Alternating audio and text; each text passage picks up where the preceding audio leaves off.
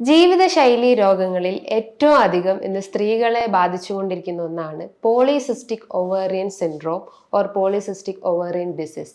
Polycystic ovarian syndrome it's a group of signs and symptoms. അതായത് ഒരു സ്ത്രീകളിൽ പല രീതിയിലുള്ള ലക്ഷണങ്ങളാണ് ഈ ഒരു അസുഖം വന്നു കഴിഞ്ഞാൽ കാണിച്ചു തരിക.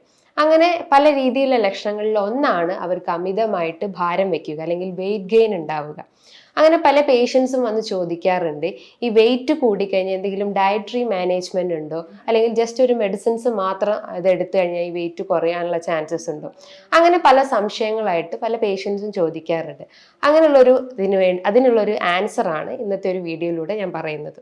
അപ്പം അതിനു മുന്നേ നമുക്ക് polycystic ovarian disease or syndrome ഇതിനെ കുറിച്ചിട്ടൊരു ജസ്റ്റ് ഒരു ഇൻട്രൊഡക്ഷൻ നോക്കാം.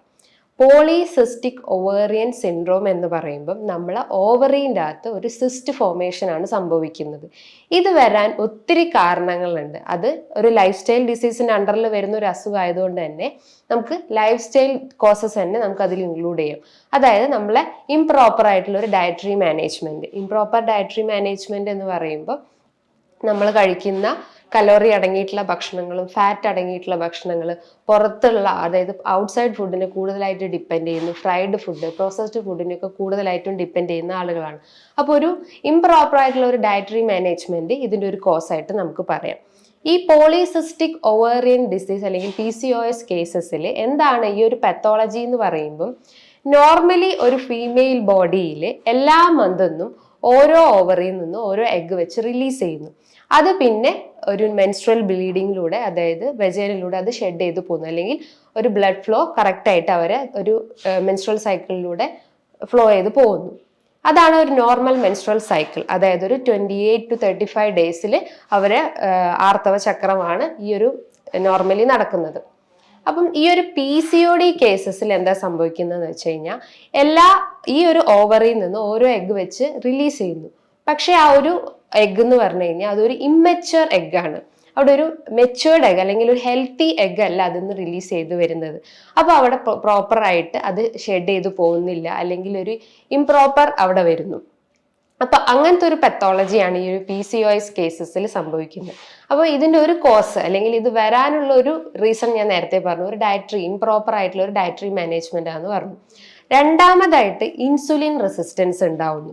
ഇൻസുലിൻ റെസിസ്റ്റൻസ് എന്ന് പറയുമ്പം നമ്മൾ കഴിക്കുന്ന ഈ അന്നജ അടങ്ങിയിട്ടുള്ള ഭക്ഷണങ്ങൾ അല്ലെങ്കിൽ ഫാറ്റ് അടങ്ങിയിട്ടുള്ള ഭക്ഷണങ്ങളൊക്കെ കഴിക്കുമ്പോൾ അത് എനർജി കൺവേർഷൻ അവിടെ പ്രോപ്പറായിട്ട് നടക്കുന്നില്ല, അല്ലെങ്കിൽ ഗ്ലൂക്കോസ് മോളിക്യൂൾസിന് ഇൻസുലിൻ റിസപ്റ്റേഴ്സിന് കറക്റ്റ് ഐഡന്റിഫൈ ചെയ്യാൻ പറ്റാത്തൊരവസ്ഥ വരുന്നു. അപ്പം നമ്മൾ കഴിക്കുന്ന ഈ ഗ്ലൂക്കോസ് മോളിക്യൂൾസ് അല്ലെങ്കിൽ കലോറി അടങ്ങിയിട്ടുള്ള ഭക്ഷണങ്ങൾ എന്ത് ചെയ്യും, കൊഴുപ്പ് രൂപത്തിൽ പല ഏരിയാസിൽ ഇത് സ്റ്റോർ ചെയ്ത് വെക്കുന്നു. അങ്ങനെ നമുക്ക് അമിതമായിട്ടുള്ള ഭാരം അല്ലെങ്കിൽ വെയിറ്റ് കൂടാനുള്ള ഒരു ചാൻസസ് ഉണ്ട്. അതാണ് ഈ PCOD കേസസിൽ ഫീമെയിൽസിൽ വെയിറ്റ് കൂടാനുള്ള ഒരു കാരണം. അതായത് ഇൻസുലിൻ റെസിസ്റ്റൻസ് എന്ന് പറഞ്ഞ ഒരു മെക്കാനിസം ആണ് അവിടെ നടക്കുന്നത്. ഈ ഒരു ഇൻസുലിൻ റെസിസ്റ്റൻസ് കാരണം നമ്മളെ പിറ്റ്യൂട്ടറി ഹോർമോൺസിൽ ഉണ്ടാകുന്ന വേരിയേഷൻസ് വരുന്നു. പിറ്റ്യൂട്ടറി ഹോർമോൺസിലെ വേരിയേഷൻസ് വരുമ്പോൾ നമ്മളെ ബോഡിയിൽ ഫീമെയിൽ ബോഡീസിൽ പ്രൊഡ്യൂസ് ചെയ്യുന്ന സെക്സ് ഹോർമോൺസിലും വേരിയേഷൻസ് വരുന്നു. അവിടെ ഫീമെയിൽ ഹോർമോൺസിന് പകരം മെയിൽ ഹോർമോൺസിന്റെ പ്രൊഡക്ഷൻ അധികമാവുന്നു. അതായത് ആൻഡ്രജൻ ഹോർമോൺസിന്റെ പ്രൊഡക്ഷൻ ആണ് അധികമാവുന്നത്.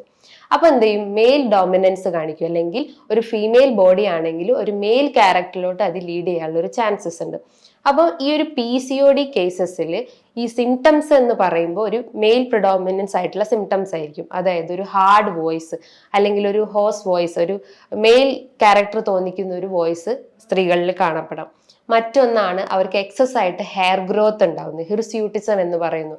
അതായത് താടിയിലും ചെസ്റ്റിലും അബ്ഡമനിലും കൈകാലുകളിലൊക്കെ നല്ല തിക്ക് ഹെയർ ഗ്രോത്ത് ഉണ്ടാവുന്നു. മറ്റൊരു ലക്ഷണം എന്ന് പറഞ്ഞു കഴിഞ്ഞാൽ അവരുടെ ഫേസ് ഒക്കെ ഭയങ്കര ഓയിലി ആയിട്ടിരിക്കുന്നു. അതുകൊണ്ട് തന്നെ ഈ പിമ്പിൾസ് അല്ലെങ്കിൽ ആക്നെ ഒക്കെ ഡെവലപ്പ് ചെയ്യാനുള്ള ഒരു ചാൻസസ് ഉണ്ട്. അത് സിസ്റ്റിക് ആക്നെ എന്നും പറയുന്നു. മറ്റൊരു ലക്ഷണം എന്ന് പറഞ്ഞു കഴിഞ്ഞാൽ മൂഡ് സ്വിങ്സ് ഉണ്ടാവുന്നു. പെട്ടെന്ന് നമുക്ക് ഒരു ഡിപ്രഷൻ അല്ലെങ്കിൽ പെട്ടെന്ന് ഒരു ഹാപ്പി ആയിട്ടുള്ള അങ്ങനെ ഒരു വേവി മൂഡ് സ്വിങ്സ് പേഷ്യൻസിൽ കാണപ്പെടുന്നു. ഇതോടൊപ്പം തന്നെ മറ്റ് GIT റിലേറ്റ് ചെയ്തിട്ടുള്ള ബ്ലോട്ടിങ്, നോസിയ, വൊമിറ്റിങ്, അങ്ങനത്തെ ഗട്ട് റിലേറ്റ് ചെയ്തിട്ടുള്ള സിംറ്റംസും ഇത്തരം ലക്ഷണങ്ങളും പേഷ്യൻസിൽ കാണപ്പെടുന്നുണ്ട്. അപ്പം നമ്മൾ ഇത്തരം ലക്ഷണങ്ങളൊക്കെ കാണുമ്പോൾ, അതായത് യൂഷ്വലി ഈ ഒരു പേഷ്യൻസിൽ പിന്നെ പറയുന്നതാണ് അവർക്ക് മെൻസ്ട്രൽ ഇറഗുലാരിറ്റീസ് ഉണ്ടാവാം. മെൻസ്ട്രൽ ഇറഗുലാരിറ്റി എന്ന് പറയുമ്പോൾ ഇവിടെ ഓവം പ്രൊഡ്യൂസ് ചെയ്യുന്നുണ്ട്, പക്ഷെ അതൊരു ഇമ്മച്ചർ അല്ലെങ്കിൽ അൺഹെൽത്തി ഓവാണ് പ്രൊഡ്യൂസ് ചെയ്യുന്നത്. അപ്പോൾ അവിടെ മെൻസ്ട്രൽ ഇറഗുലാരിറ്റി ഉണ്ടാവുന്നു. നോർമലി ഒരു 28 ഡേയ്സ് സൈക്കിൾ ഉള്ളത് ചിലപ്പോൾ ആ ഒരു PCOD കേസസിൽ അതൊരു 35 അല്ലെങ്കിൽ 45 to 50 ഡേയ്സിലേക്കൊക്കെ അത് ഗ്യാപ്പ് എടുത്തിട്ട് അത് ഫോർവേഡ് ചെയ്ത് പോകാനുള്ളൊരു ചാൻസസ് ഉണ്ട്. അപ്പോൾ ആ ഒരു പേഷ്യൻസിൽ മെൻസ്ട്രൽ ഫ്ലോ ഉണ്ടാവില്ല. മേ ബി ഒരു സ്കാൻഡി ബ്ലീഡിങ് ആയിട്ടുണ്ടാവും, ചിലപ്പോൾ ഒരു സ്പോട്ടിങ് മാത്രമായിട്ടായിരിക്കും പേഷ്യൻസിൽ കാണപ്പെടുക. അപ്പോൾ ഈ ഒരു സിംറ്റം ആയിട്ടാണ് പേഷ്യൻസ് മെയിൻലി ക്ലിനിക്കിൽ വന്ന് പറയുക. അതോടൊപ്പം തന്നെ അവർ വെയിറ്റ് ചെക്ക് ചെയ്യുമ്പം BMI ഏകദേശം ഒരു 35 എബോവിനേക്കാളും കൂടി വന്നിട്ടുണ്ടാവും.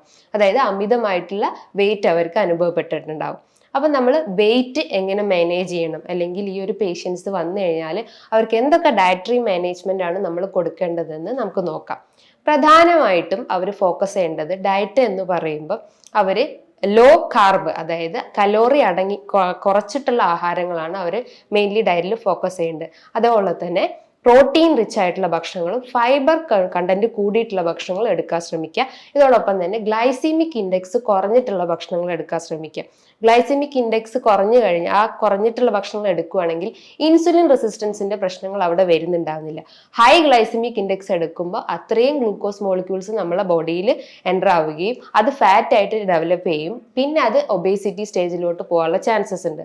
അപ്പോൾ നമ്മൾ എപ്പോഴും ലോ ഗ്ലൈസീമിക് ഇൻഡെക്സ് അടങ്ങിയിട്ടുള്ള ഭക്ഷണങ്ങൾ എടുക്കാൻ ശ്രമിക്കുക. അതായത് ഡയറ്റ് നോക്കുമ്പോൾ രാവിലെയൊക്കെ നമ്മൾ റൈസ് ഐറ്റംസ് കഴിക്കുന്നു, അതായത് ദോശയോ ഇഡ്ഡലിയോ ഒക്കെ കഴിക്കുമ്പോൾ മോർണിംഗിൽ ഒരു 7 to 8 ഉള്ളിൽ മാക്സിമം ബ്രേക്ക്ഫാസ്റ്റ് കഴിക്കാൻ ശ്രമിക്കുക. ഒരു ഡേ സ്റ്റാർട്ട് ചെയ്യുമ്പോൾ തന്നെ നമ്മളൊരു ഹെൽത്തി ഡ്രിങ്ക് ആയിട്ട് ഒരു ഗ്ലാസ് തിളപ്പിച്ചാറിയ വെള്ളം കുടിക്കാൻ ശ്രമിക്കുക. അത് നമ്മളെ ടോക്സിൻസ് ഒക്കെ ഒന്ന് റിമൂവ് ചെയ്യുക, അല്ലെങ്കിൽ ഗട്ട് ഹെൽത്ത് ഒക്കെ ഒന്ന് ക്ലിയർ ആക്കുകയും ചെയ്യുന്നു. ഇനിയിപ്പം നമുക്കൊരു ലൈറ്റ് എക്സസൈസ് മെയിൻറ്റെയിൻ ചെയ്യാം. അമിത വണ്ണുള്ള ആളുകളൊക്കെ ആണെങ്കിൽ അവർക്ക് എക്സസൈസ് മെയിൻറ്റെയിൻ ചെയ്യുന്നത് നല്ലതാണ്. ഈ PCOD കേസസിൽ 2 രീതിയിലാണ് ഈ ഒരു വെയിറ്റിൽ വേരിയേഷൻസ് കാണിക്കുക. ഒരു 60% ആളുകളിലും അവർക്ക് വെയിറ്റ് കൂടാനുള്ളൊരു ചാൻസസ്, അതായത് വെയിറ്റ് ഗെയിൻ ആണ് അവിടെ സംഭവിക്കുന്നത്. റിമൈനിങ് ഒരു 40% അവർക്ക് ലീൻ PCOS കേസസ്, അതായത് വെയിറ്റ് മെലിഞ്ഞ ശരീരമുള്ള ആളുകളും ഉണ്ട്. പക്ഷെ ഒരു മെജോറിറ്റി ഒരു ഒബേസ് സ്റ്റേജിലോട്ട് പോകുന്നതാണ് ഇന്ന് പലരിലും കണ്ടിട്ടുള്ളത്. ഞാൻ പറഞ്ഞു, നല്ല രീതിയിൽ എക്സസൈസ് മെയിൻറ്റെയിൻ ചെയ്യാൻ ശ്രമിക്കുക. എക്സസൈസ് എന്ന് പറയുമ്പം റണ്ണിങ്, സ്കിപ്പിങ്, ജമ്പിങ് പോലത്തെ ലൈറ്റ് എക്സസൈസ് ചെയ്യാൻ ശ്രമിക്കുക. ഇത് നമ്മളെ കലോറീസ് ഒക്കെ ഒന്ന് ബേൺ ഔട്ട് ചെയ്യാൻ സഹായിക്കുന്നതാണ്. മറ്റൊന്നാണ് ഞാൻ പറഞ്ഞു, ഹൈ കലോറി അടങ്ങിയിട്ടുള്ള ഭക്ഷണങ്ങൾ ഒഴിവാക്കിയിട്ട് ലോ കാർബ് അടങ്ങാനുള്ള ഭക്ഷണങ്ങൾ എടുക്കുക. അതായത് നമ്മൾ റൈസ് ഐറ്റംസ് എടുക്കുകയാണെങ്കിൽ ബ്രൗൺ റൈസ്, കുത്തരി, മട്ടയരി പോലത്തെ തവിടുള്ള അരികൾ എടുക്കാൻ ശ്രമിക്കുക. ഇതോടൊപ്പം തന്നെ ഫ്രൂട്ട്സും സാലഡ്സും വെജിറ്റബിൾസും ഒക്കെ എടുക്കുന്നത് നല്ലതാണ്. ഫ്രൂട്ട്സ് എന്ന് പറയുമ്പോൾ ഗ്ലൈസമിക് ഇൻഡെക്സ് കുറഞ്ഞിട്ടുള്ള ഭക്ഷണങ്ങൾ എടുക്കാൻ ശ്രമിക്കുക. അതായത് പപ്പായ, ആപ്പിള്, പൈനാപ്പിള്, ഇതിനകത്തൊക്കെ ഗ്ലൈസമിക് ഇൻഡെക്സ് കുറഞ്ഞിട്ടുള്ള ഭക്ഷണങ്ങളാണ്. ഇതോടൊപ്പം തന്നെ നട്ട്സ് ഐറ്റംസ് എടുക്കാം. ആൽമണ്ട്, കാഷ്യൂ, ബദാം, ഇതിൻ്റെ അകത്തൊക്കെ ഒരുപാട് omega-3 ഫാറ്റി ആസിഡ്സ് അടങ്ങിയിട്ടുണ്ട്. നമുക്കറിയാം ഈ PCOD കേസ് എന്ന് പറഞ്ഞു കഴിഞ്ഞാൽ, അതിനൊന്ന് ചുരുക്കി പറഞ്ഞു കഴിഞ്ഞാൽ ഡയബറ്റിസ് ഓഫ് ഓവറി എന്ന് പറയപ്പെടുന്നു. അതായത് ഇൻസുലിൻ റെസിസ്റ്റൻസ് കാരണം ഡെവലപ്പ് ചെയ്യുന്ന ഒരു കേസസ് ആണ് ഈ PCOD കേസ് എന്ന് പറഞ്ഞാൽ. അപ്പോൾ നമ്മൾ എന്ത് ചെയ്യണം? ഗ്ലൈസമിക് ഇൻഡെക്സ് കുറഞ്ഞിട്ടുള്ള ഭക്ഷണങ്ങളാണ് എടുക്കാൻ ശ്രമിക്കേണ്ടത്. അടുത്തത്, നമ്മൾ ഉച്ചയാകുമ്പം ഒരു 1 to 1:30 ഉള്ളിൽ പ്രോപ്പർ ടൈമിങ്ങിൽ ഫുഡ് കഴിക്കാൻ ശ്രമിക്കാം. നമ്മൾ ശ്രദ്ധിക്കേണ്ട ഒരു കാര്യമാണ്, വലിച്ചു വാരി കഴിക്കുന്നതിന് പകരം നമ്മൾ ആ ഒരു ക്വാണ്ടിറ്റി കുറച്ചിട്ട് ക്വാളിറ്റി ഇമ്പ്രൂവ് ചെയ്യാൻ ശ്രമിക്കുക.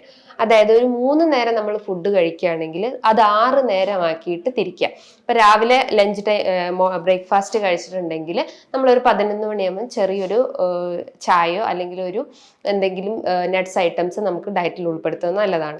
അത് കഴിഞ്ഞിട്ട് നമ്മൾ ലഞ്ചിന് ഒരു കപ്പ് റൈസ്,